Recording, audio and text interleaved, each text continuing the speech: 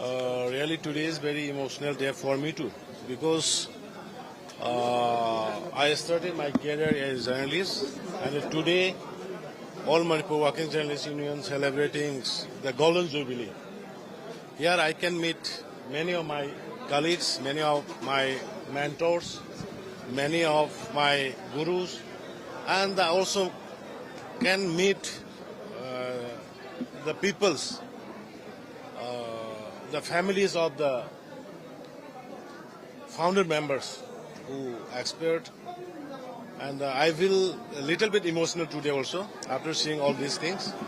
And I wish all the journalists in Manipur who are taking part and who are doing their jobs in this difficult time, may God bless all of them and let Manipur restores peace again, once again.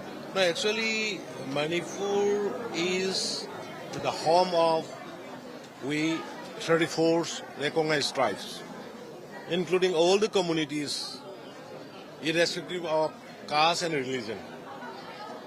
So that was the message which I have given in today's celebration, that those communities who are residing in the state of Manipur since the time immemorial, there should be a proud citizen of India, there should be a proud Manipuri. That was my message.